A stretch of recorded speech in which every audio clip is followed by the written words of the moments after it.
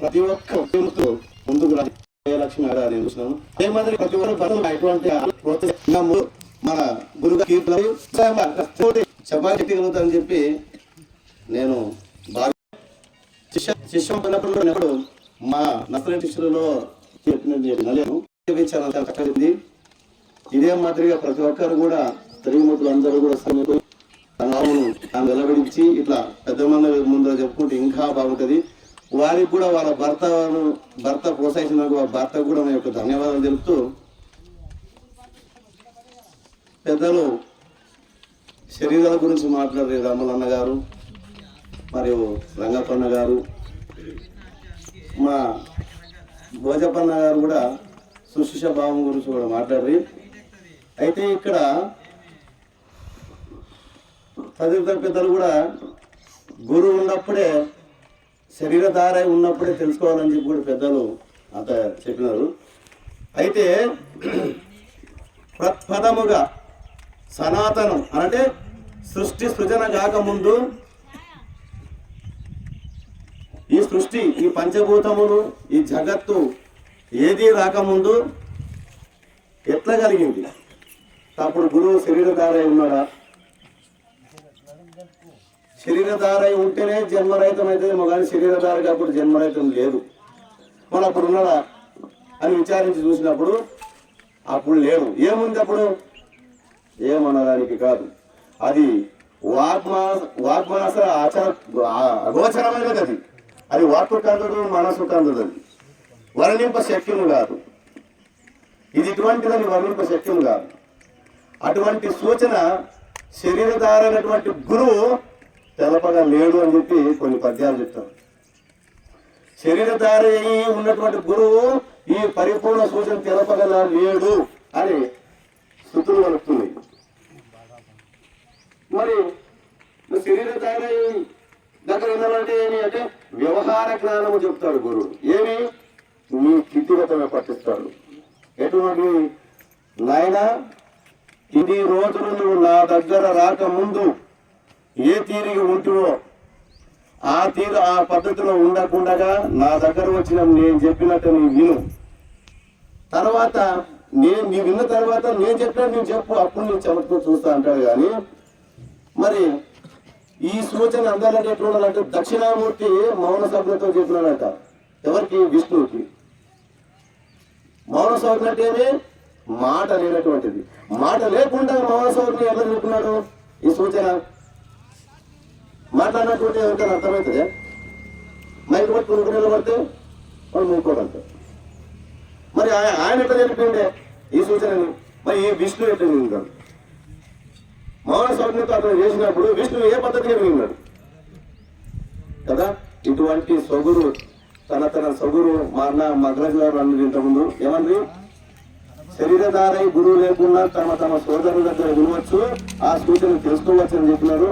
అందరికి కూడా మీకు ఎలాంటిది సంశయం కలిగినా ఈరోజు మద్గురు వారినటువంటి నర్సరెడ్డి స్వామి వారు మా పీఠాధిపతిలాగా నిర్ణయించిపోయినాడు. ఆయన మీకు ఏ సంశయం వచ్చినా ఎనీ టైం 24 గంటలు ఒక క్షణం ఆగకుండా రండి.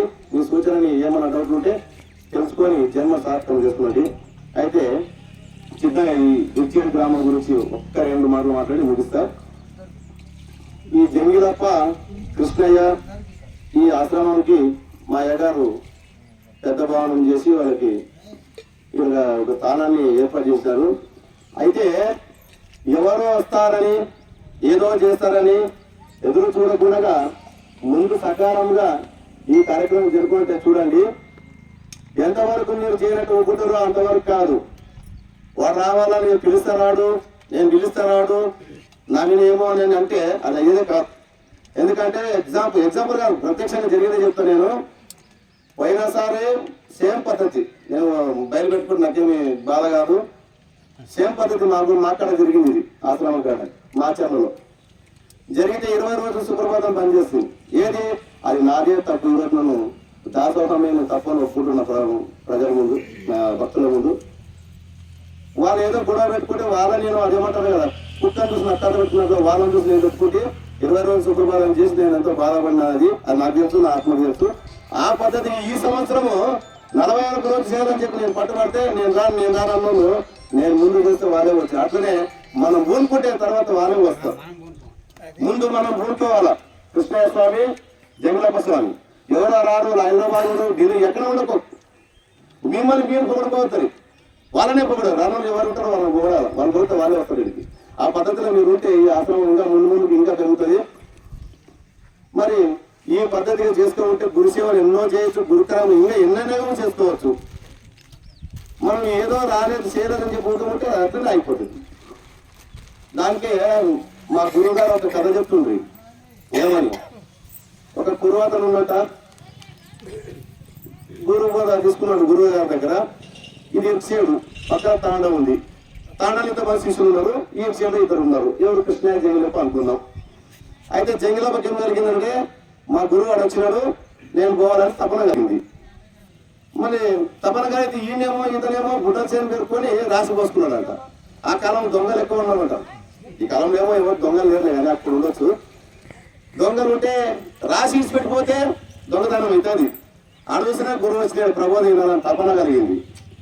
మరి ఇప్పుడు ప్రబోధం వల్ల ఈ రాసి కట్ట కావాలి వస్తున్నా రాసి వేస్తే దొంగలు పోతారు, అదే కూడా అది ప్రబోధం అయిపోతుంది అని చెప్పి ఏమన్నా కానీ ఉంటుంది పోతే గురువు గారు ఎక్కువ ఏది లేదని చెప్పి గట్టి దృఢమైన సంకల్పం చేసి గురుగారి దగ్గర పక్కూరులో గురువు గారి దగ్గర బోధింటుంటే గురువు ఏం చేసినాడట అరే వారికి తపన నా పైన కలిగిందిరా, వారికి కావాలి నేను కావాలన్నమాట గురువు. అదే రూపంలో దొంగలు కనిపించేటట్లా తాను సాయం చేసి ఈ రాశికాడ మళ్ళీ జంగిలప్పని పెట్టి జంగిలప్ప ఆనే ఉన్నాడు. ఈ రోజుల్లో వాళ్ళు దొంగలు కనుకోలేదు. దొంగలు అనుకున్నారంట ఈ ముసలోడు ఎప్పుడు పోతే రాశి నింపుకోపోవాలని చెప్పి. ఈ పోడు కదా, ఇతను పోయినాడు. యాడికి పోయినంటే గురుగారి దగ్గర కూడా జంగిలప్ప అయితే వాళ్ళకి దొంగలుగా మాత్రం నేనే కనిపిస్తున్నాడు, యాడ రాశికాడనే కనిపిస్తున్నాడు. మరి ఏం ఎప్పుడు పోతాడు ముసలోడు నింపుకోవాలని దొంగల బాధ. వాళ్ళ తాపత్రం వాళ్ళు పడుతున్నాయి, ఈతనే వాటికి కావాలి కూర్చున్నాడు. పొద్దున అన్నారంట నసుకులు 5 గంటల వరకు కూర్చున్నారు. మందిలో చీలకు వస్తారు కదా, ఈడే పోడు మాకు దొరకదు వెళ్ళిపోదాం అని చెప్పి వాళ్ళు దొంగలు 6 మంది వెళ్ళిపోయినారు. తర్వాత జంగిలప్ప మళ్ళీ అక్కడ బోధ విచారం మీద గురుగారిని ఇంటి సీఎంకి వచ్చినాడు. కాపు ముసలోడా రాత్రి తెల్లవారు నీ గురువు వచ్చిందే పోతాను అనుకుంటే ఈయనే కాలు ముసలి అనే పోతుంది. నేను గురువు గారి దగ్గర ఉంటుంది కదా. అప్పుడు అర్థమైంది ఏమని, నా గురువు నేను సేవ చేస్తే నా గురువు నా కోసం కావలి రాస్తాడని చెప్పి అప్పుడు అర్థమైంది. ఆ పద్ధతిగా మనం ఎప్పుడైతే ఆచరిస్తామో అప్పుడు మనం సక్రమంగా నడుచుకుంటామో ఆశ్రమం సక్రమంగా నడుస్తాయి. ప్రతి ఒక్కరు భక్తులు కూడా మనపైన నమ్మకం కలుగుతుంది. అందరూ కలిసిమెలిసి ఉండి ఇంతమంది జెండపాటల ఎత్తండి సద్గురు జెండా అనే పాటలో పాడుకున్నాం. గురు భక్తి గురు సేవ గురునిష్ట జడకుండా ఎవరైతే చేస్తారో ఆ పద్ధతిగా చేసేటువంటి వారికి ఏ కొరత క్షణంలో కూడా ఏ కొరత లేనటువంటి జన్మము మార్గం, ఆ మార్గము మనకు అబ్బుతుంది. అదే మార్గంలో ప్రయాణించి అందరూ కూడా కలిసి మెలిసిపోవాలా. మనం అందరూ కూడా ఏది పెట్టుకోకూడదు. నీవింత నానింత తెలిసింది తెలియదు ఏం లేదు. అందరూ ఒకటే, తెలిసినోడు అంతే తెలియనోడు అంతే. తెలియదని అన్నవాడు మూర్ఖుడు, తెలిసిన అనుకున్నాడు మహామూర్ఖుడు. ఇవి రెండు మూర్ఖులే. యాత మా సత్యం కాదు. ఇది తెలిసినోడు మూర్ఖుడే, తెలిసింది అనుకున్నాడు పెద్ద మూర్ఖుడు, నాకు తెలిసింది అనుకున్నాడు. కాబట్టి ఈ రెండు విడిచి ఏం తెలిసి తెలియకుండా గురు పరమాత్మ యందు దాసోహమై ఆ పదముకి ఎప్పటికీ దాసోహమై ఆ దాసోహం నన్ను మనము ముగిస్తాం. జయ శ్రీ సద్గురు ప్రభు మహారాజుకి జై. బల్గే నరసింహన్న గారు ఆ దక్షిణామూర్తి నుంచి మౌనంగాను విష్ణు ప్రభుకి, విష్ణుకి, సూర్యభగవానికి పరంపరగా ఈ అశరీర పద్ధతిగా ఉండిను సూచన ద్వారా తెలిపి ఆ గురువు పరంపరను ఇట్లే నడుపుకుంటూ వచ్చినారని కలిసి శరీరం లేకుండా కూడా గురువు సాధ్యపడదు. శరీరంతో నేను మౌనంగాను బోధన తెలుసుకోవచ్చు అని చెప్పినాడు. మరి వ్యవహార జ్ఞానం గురించి కూడా బాగా చాలా చక్కగా చెప్పినాడు. అట్లే వాళ్ళ ఆశ్రమం గురించి, నడకల గురించి, మన గురువు కావాలా ఎలా ఉంటాడు, గురుభక్తి గురుసేవ గురునిష్టగా ఉంటూ ఈ ప్రబోధము ఇంత నమ్మి సదృఢంగా నమ్మి ఉన్నవానికి ఏ కొరత కాదు అని దృఢంగా నమ్మే వాళ్ళకి, సత్యంగా నమ్మి ఉన్న వాళ్ళకి అనే గంటాఘోషంగా చెప్పిన వాళ్ళకి ధన్యవాదాలు చెప్తున్నాను. ఇప్పుడు